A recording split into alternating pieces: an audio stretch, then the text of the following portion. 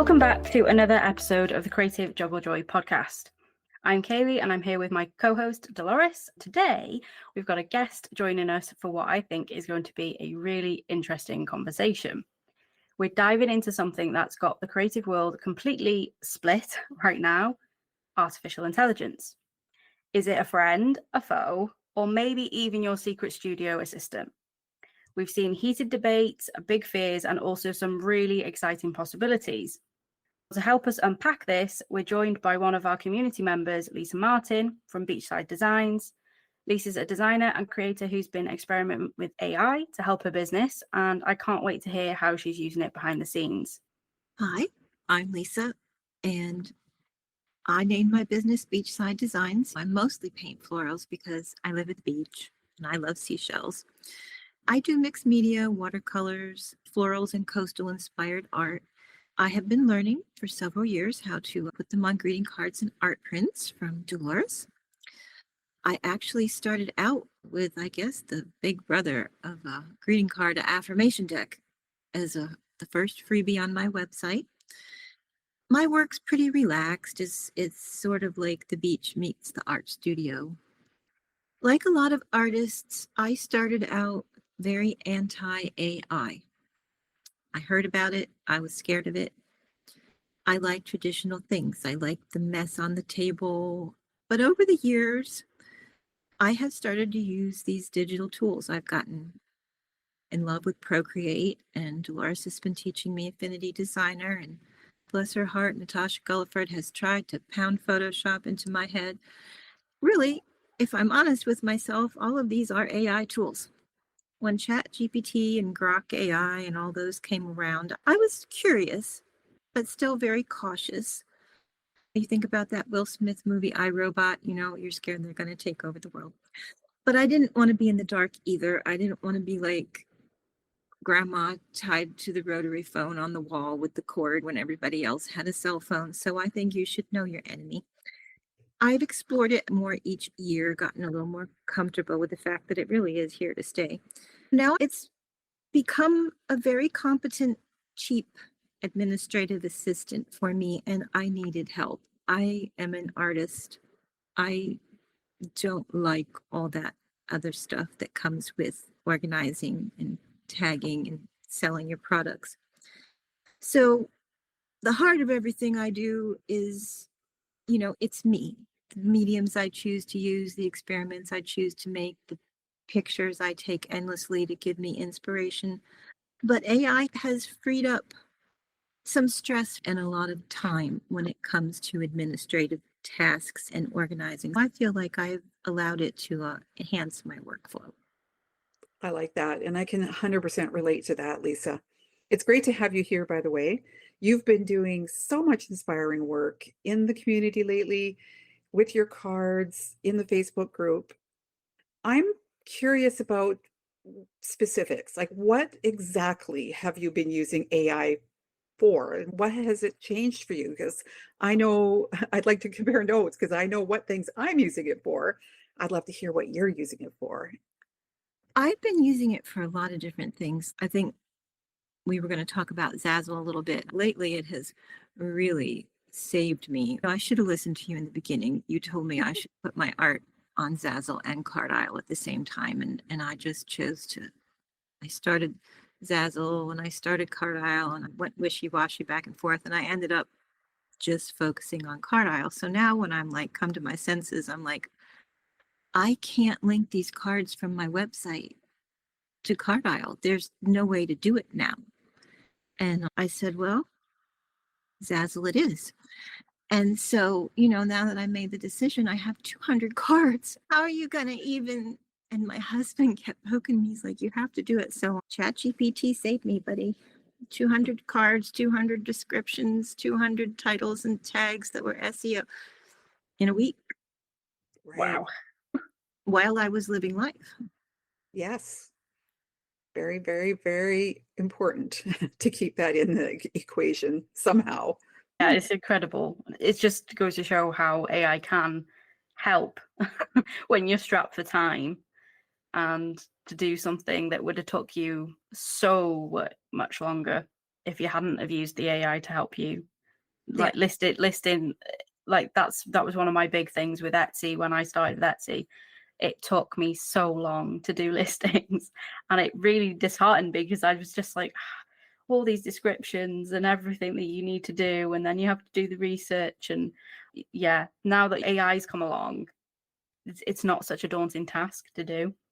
You all know about my failure to launch. I've made 3 websites and some of them never made it up. One was just the Adobe portfolio. When I bought my website from No Hassle Websites, that was the eye opener with AI for me, because she sold for $36. There was an add on, and you could get her videos, and she would hold your hand and give you the prompts. This is when it started making sense to me. AI is only as good as what you tell it about yourself.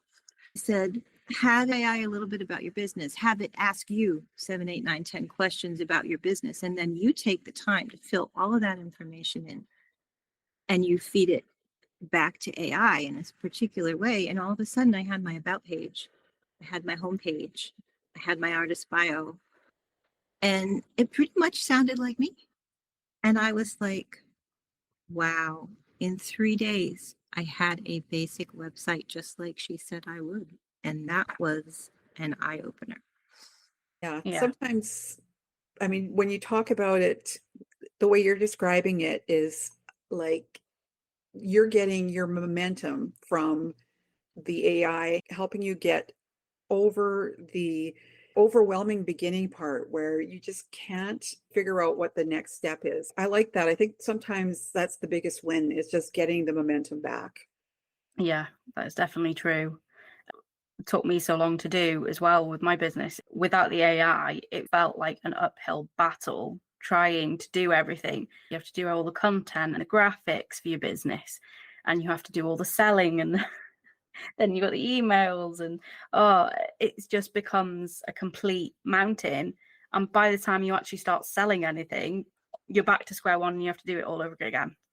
It's exhausting, especially Yeah. when you're right at the beginning stages when you are just one person trying to do everything. Even having Kaylee, you on as my marketing person, even just between the two of us, it's still such a mountain of stuff Yeah. that we have to do.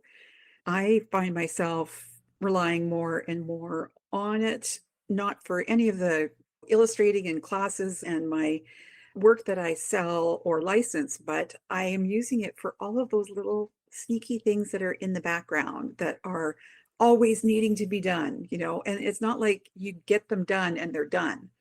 You get them done, and then the next thing kind of pops into place that you have to do. If you can just shave a little bit of time here and there off some of these tasks that you have to do, it can make the world of difference.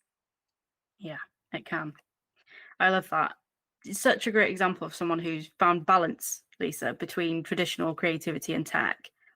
What was the light bulb moment where you realized, okay, this actually helps me rather than it's taking over? Well, after the website, I had my eyes open, but I was still using the free version.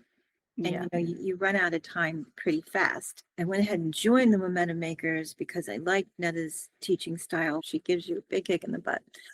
I was trying to keep up, and I couldn't because I kept running out of data. And so 4th of July, I got very frustrated and said, well, I'm just going to spend the $20 and get this done, because I was using the boot camp she had to organize my Procreate brush sets and collage papers, because eventually I want to sell them as sets. After 5 years of making art, I was overwhelmed with what I had, and I thought, I might not ever open the collage membership, but I could certainly use that structure to my benefit. I kept running out of data. And so I paid, and I had it done so fast, like 12 collage kits with brushes coordinated with the layout and everything. And I'm like, well, okay, that was wonderful. I'm going to use every bit of data that it gave me. So it was my goal to use up all that $20 worth of data. And I did. I went through all of my notes for years of blog posts. I talked about blog strategy and I started chatting. They call it chat. I started going back and forth with it. And at some point, it seemed to give itself permission to ask me the questions I needed to be asked. I got this blogging strategy, like what artists ought to blog about, what SEO is good for. I started talking to it about Pinterest, and it said it could give me SEO pins, and it was just amazing. And then it told me what kind of pictures I should go take to go with the blog theme. And I went and I took them. It was like I had an assistant. If I prompted it properly, it gave me really good feedback. I could say, is this good or is this not good? And it will honestly tell you, Yeah. it doesn't have to just be all, oh, you're wonderful. It can say, well, you need to change this. So I took this article I had written for Uppercase magazine about intuitive art. It was way too long. I went over the character limit and I had to keep whacking it. I never made it into Uppercase magazine, but I had this really long blog article about intuitive art. I dropped it into chat. One of Netta's things was, well, this is how you SEO your blog, which, that's all new to me. You're supposed to have these subtitles. And I'm like, this could be a nice blog. So I gave it to chat and I said, can you fit it to the format? And it said yes, and I hated it. It was horrible. It did not sound like me at all.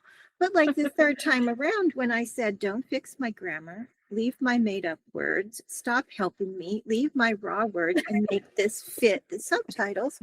And it's done. I actually have a blog on it. I've been wanting to blog Awesome. forever and ever. And it would have been never and never if I hadn't had that. Yeah, it's so helpful when it comes to blog posts when you finally get it to the way you speak and the way your words are, because AI does it with me as well, where it changes my words. And I'm like, I would never say that in a million years. That isn't a word I would ever use. Yeah. And you have to keep giving it the right thing. Like now with our podcasts, it gets the transcripts. So it knows how me and Delores talk now. So it can give us proper content back and I don't have to edit as much with it. Yeah. Which is good. And what I love too, Lisa, is hearing, that you had your own collage papers, you had created your own brush sets. What you needed was just help with getting it put together so that you could take that next step of having it available for sale, which was one of your original dreams from the very beginning. I remember you talking about it when you made your very first brush set, that you were intending to create these so that you would be able to create a different income stream for yourself or additional income stream. What changed it for you? This has been your game changer. It's really taken you beyond that point, giving you a little bit more momentum. I just love that whole idea. Everything is you. It's still you. It's even to the point where you are still the one going out and taking the photographs. It's not controlling you. It's just helping you, which I love. That is another thing that the AI has obviously helped, and it's proven in your case is that sometimes there's just so many barriers in life, especially if you've got commitments at home, if you're looking after your husband, carer, you've got children, or even just normal motherhood, family life. The, barriers are in the way and our time is so limited. And ChatGPT or whatever AI you use can relieve some of that barrier that you have and get you moving and just cut down so much admin time to give you that focus into creativity, which I think is such a big help, especially when you're starting out. Use it as an assistant. Okay, so before we go too far into the positives, I think it's important we acknowledge the other side because, let's be honest, AI has caused a lot of fear and frustration in the creative industry, and for very good reason. I've seen so many artists worried about their work being copied or used without permission to train the AI models. Others feel that AI art is flooding marketplaces like Etsy, Redbubble, Amazon, and they can't compete with the sheer volume of cheap listings. So let's talk about that. Number one concern is copyright and art theft. Lisa, I know you followed some of these discussions in creative communities too. What's your take on that fear, the idea that AI is scraping art, learning from artists' work without their consent? Well, I worry for artists on a lot of levels. Nobody wants to be copied. One of the first things I started working with was Canva AI to see what it could do. I was giving it some prompts, and it was obvious that it was training on the World Wide Web because some of the prompts came up with paintings that were obviously something on somebody's wall in a frame that someone had painted with their signature in the bottom corner. So I know that it happened. I know it was scanning the web and just popping up whatever images. And it's very upsetting to know that it trained that way. Yeah. And that it's probably still training that way. We all hope that the ethics in the public statements we're getting now are true and that all of that is in the past. But, it was done. It's in there now. You can't undo that. No, But it's definitely can't be undone. the other thing I worry about is the people who are still very anti-AI for an altruistic reason. They want to support handmade creativity, and like we all do. Yeah. But what I worry is that now we're starting to judge and police each other's process. And that worries me almost as much as ripping off the art itself. I want to promote authentic individual art, but is the way to do that to say, if you even used AI to help your mood board, you're not eligible to submit to this process? I have read that online and I've read it in more than one place. So, digital artists, I play for both teams. I love digital art. I don't have the best health. I like to be able to sit and play on the iPad and get the joy of the color and the creativity. But I also love watercolor, mixed media, and acrylics. But digital artists are sometimes not considered real artists. And is that because it's AI based? Well, if that's true, why can we submit digital art and things we've put into pattern in Photoshop and Adobe Illustrator? It's a tightrope. I remember being at a maker's market where I was selling my hand painted items. There were photographers there, and photographers sell prints. Is that any different than me printing off multiple copies of my artwork and selling prints? This is something that has plagued our industry for many, many years. As an artist, and having been a traditional artist as long as I've been a digital artist, if not longer, I can tell you that I don't think I'm any less an artist because I'm using a stylus and an iPad to create my art, using Procreate, using a brush that somebody created that looks like watercolor. That doesn't make me feel like any less of an artist than when I was doing work in my art journal, hand painting or hand drawing. It's to me just another tool. And for the same reason, Lisa, as you get to a point in your life, I'm 65 years old, find some things harder to do than I used to. And I love being able to sit on the comfort of my couch rather than here in my office chair in front of my computer screen for X number of hours every day. The iPad, to me, does not feel like it's been AI generated art. I'm still the person doing it. And I remember objecting to the term CGI when it came out, computer generated images, because it made it sound like the computers were generating the images. If you've ever looked at really good CGI, you know that that cannot come about without an incredibly talented artist using the computer as a tool to get the art out, but it was definitely not the computer generating the art. So that's the way I look at it. I still to this day look at it. But that being said, I do think that AI now has made it a little bit harder for small creators to stand out, because the question becomes, how do we keep the quality and the heart in our handmade or illustrated work? AI has made it easier for people who don't get the joy of the actual creating. I don't want AI to create the art for me. To me, that's the fun part. That's what I want to keep my hands in. Yeah. And when I see the generated art, it just makes me feel a little bit sad, honestly, because I know that there are consumers out there who don't care or just absolutely don't know, have no idea right now that this is happening and that it's a big concern for artists. Yeah, those fears are completely valid as well. Another concern is oversaturation and devaluation, like you've just said. I keep hearing it and I've seen it myself, is how much AI generated content is flooding the market right now. And platforms like Etsy, Amazon, Redbubble are filled with AI prints, often low quality ones. It's burying genuine artists who spend hours on their pieces.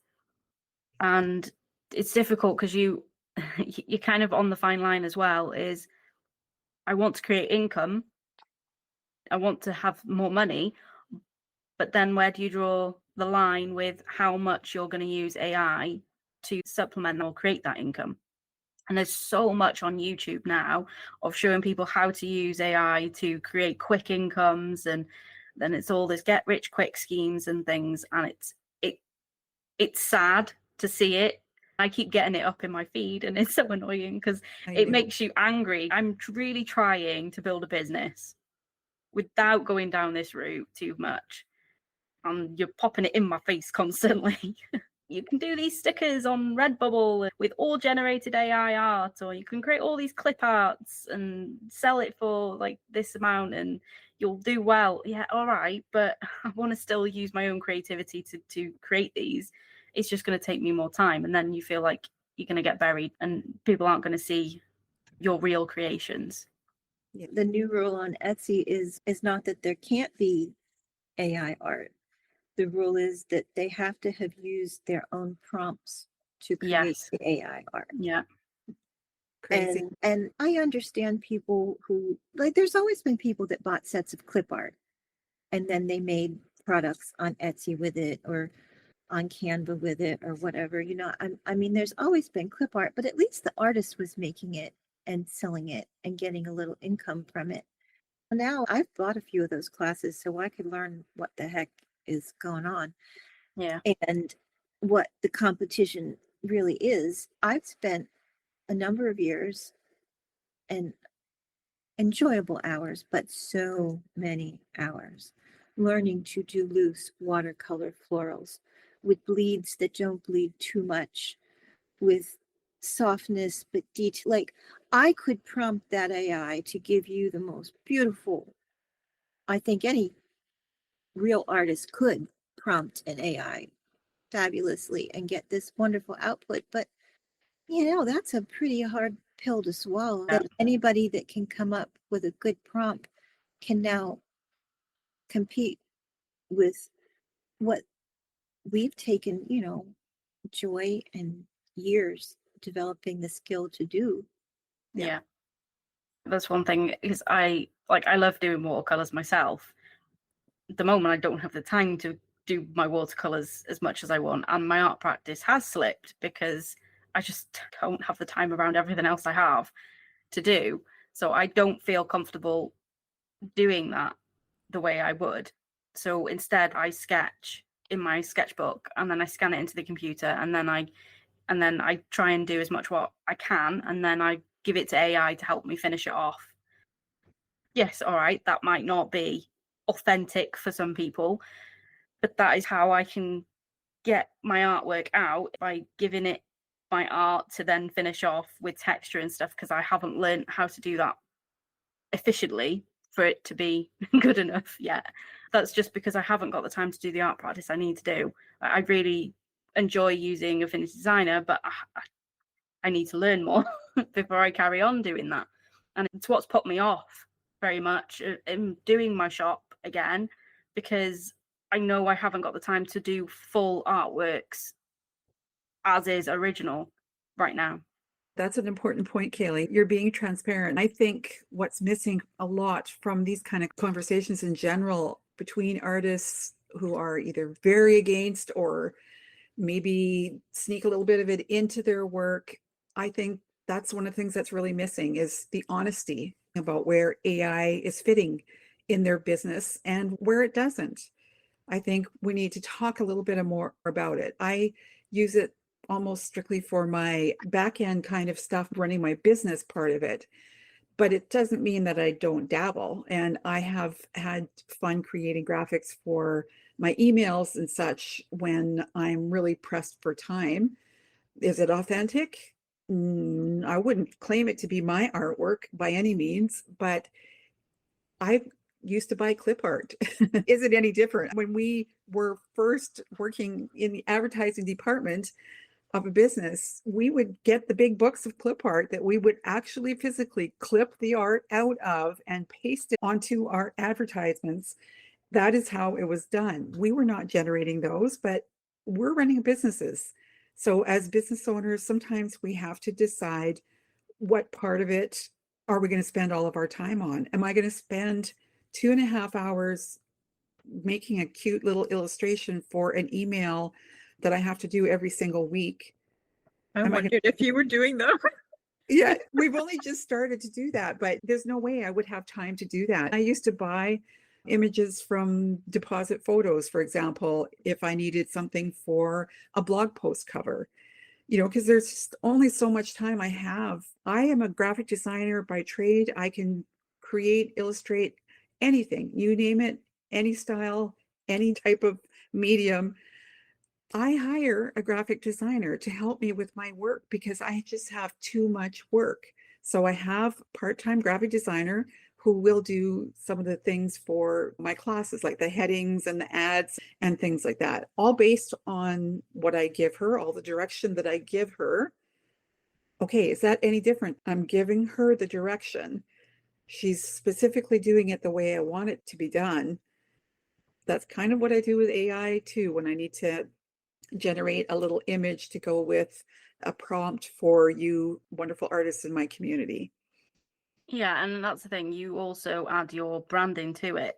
Like you've customized it to be able to do it in your brand style. And that's the same with myself. It took me a bit of time to do, but I created a custom GPT to use my colors in the right way, to the elements I would normally use with my sparkles and magical stuff, doing it in the watery color style when I can, using similar fonts and anything to do with coziness. That's all to do with my brand. So AI now knows how to stylize my graphics for my marketing. And if I need an image for my email and I'm just like, I can't find anything, because how many times I've gone through stock sites looking for a decent image that makes sense to go with my blog post or something like that, or my email. And nothing fits because nothing is stylized. Like a load of it is professional looking and fancy, or it's really minimalist. And I'm just like, none of that makes sense for my brand. That's where ChatGPT has helped me so much in being able to do it in a branded way for myself. I can easily generate in a couple of minutes a nice graphic that goes with that content that works with my brand. Is that cheating? I don't think it is, because it's got my style, my branding. So nobody else has got that. And it's created it for me. Yeah. Business owners, big business owners have whole art departments that they hire to bring the work out there, put things out that looks like their brand. And they aren't physically the ones sitting there generating the art for their brand.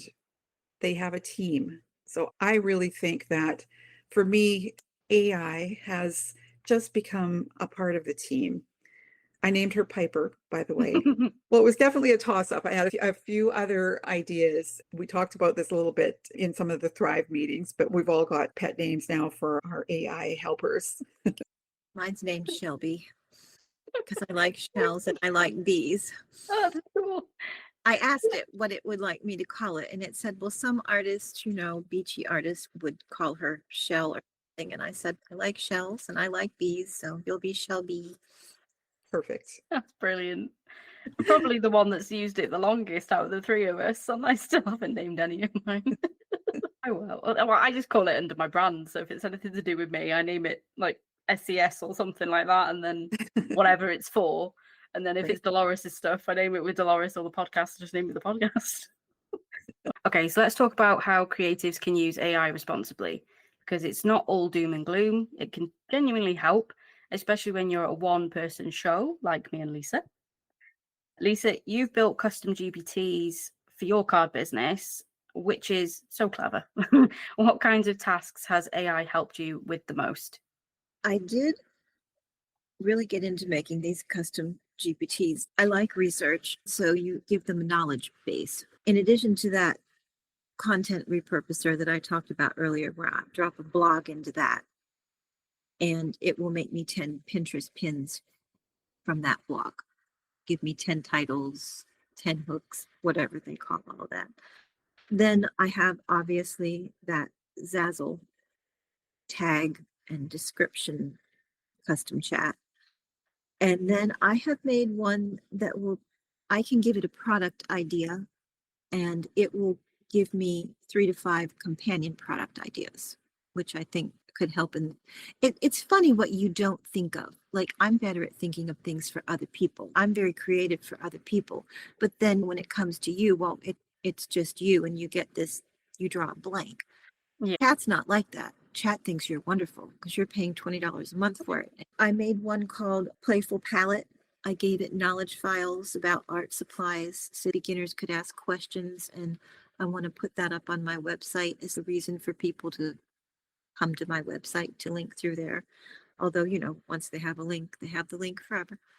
But that's all right. And then I made one for planning greeting card collections that I probably do not need at all, because my problem is I have books and books full of tiny thumbnail sketches of greeting card ideas.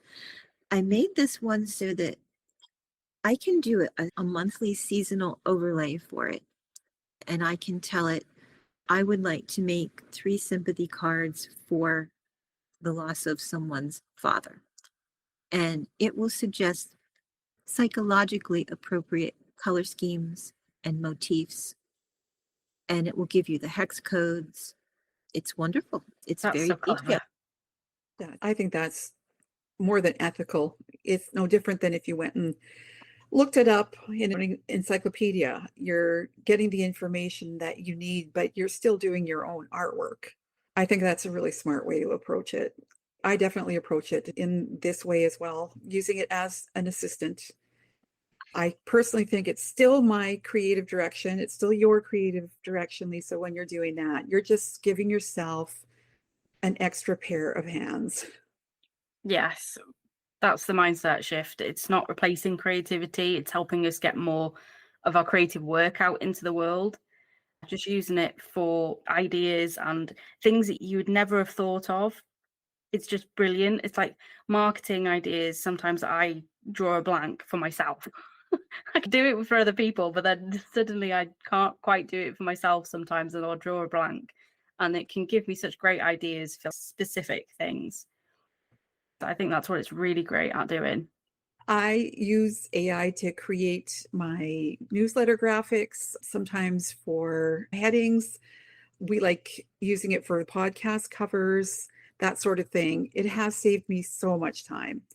It means that I can focus on creating content instead of just endlessly designing graphics. I love it for idea generation as well. And Lisa, I think I'm going to use some of your ideas I've heard of today.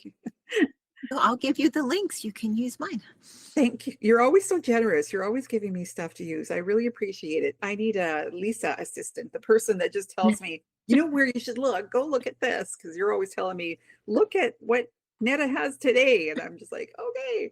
I know you don't have time. I appreciate it. I appreciated that when I was in the middle of a house move and on holiday, and you were sending me the things I needed to look at. I was like, oh yes. When do I have time to do that again? Eventually. But yeah, it's not about cutting corners, is it? It's about using the tools available to stay visible, because it's so hard in this day and age now, and keep momentum without the burnout, because it's so relevant for this era. Yeah. Especially with everything moving so fast in the digital space. And for me, ethical use is all about the intention you put behind it. The use of AI to assist with admin, ideas, visual layouts, not to replace the art itself, but be transparent where it is involved, and when possible, support tools that do train ethically, like Adobe Firefly, or ones that use licensed data sets. That's a good tip. That's a really good tip. And always review or rewrite whatever you get from chat, because it's not you yet. I think it's you after you've checked it, and to make sure that it still sounds and looks like you and is giving your opinions about stuff.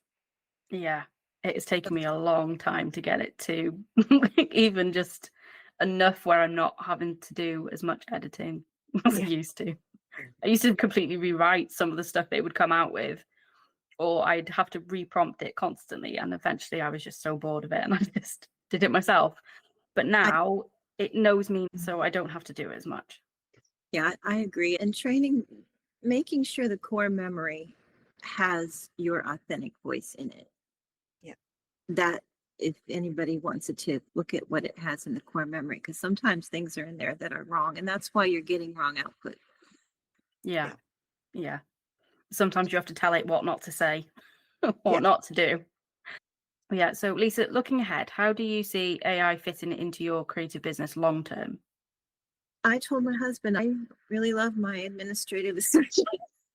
I think it's going to help me stay organized. I had a little boo-boo with my router and accidentally broke my internet.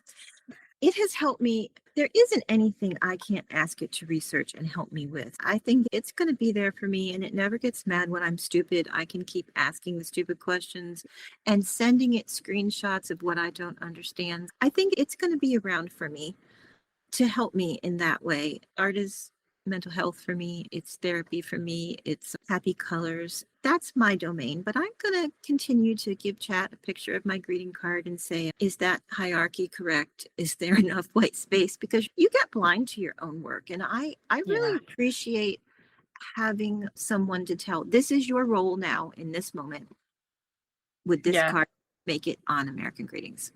And it'll be honest. It'll tell you, no. That's brilliant. I love that. And that's really what I love about all of it. It's about the balance. We've seen this before where something new comes out, the new tools like Photoshop when it came out, and Procreate and Canva. Each one has changed how artists work. And I've lived through all of that. I've been there before computers. And when the computers first came out and they started aiding us in our design work, oh my gosh, the uproar from the people who were doing everything traditionally. Each one just has changed the way we work as artists. But hey, it's never replaced us, has it? No, exactly. AI is not going to replace our creativity as humans because it doesn't have the emotional input there. It still needs somebody behind it to give it the right prompts, because trash in, trash out. It can amplify it if we stay intentional. Your imagination, your lived experiences, your hand, your stories, that's what makes art human. AI can't touch that. We'd love to hear your thoughts on this one. Is AI your friend, your foe, or your secret studio assistant? Come join the conversation on Instagram or Threads. You can find me at Spellweaver Creative Studio. You can find Delores at Delores Art Canada. And tell us how you're using or avoiding AI in your creative journey. If you would like a follow-up episode with other artists or creatives, please send us a message. You can send us a text message to the podcast on your favorite platform. I know it's on Spotify. I think it might be on Apple as well. Until next time, keep creating, keep juggling, and most importantly, keep finding joy in the process.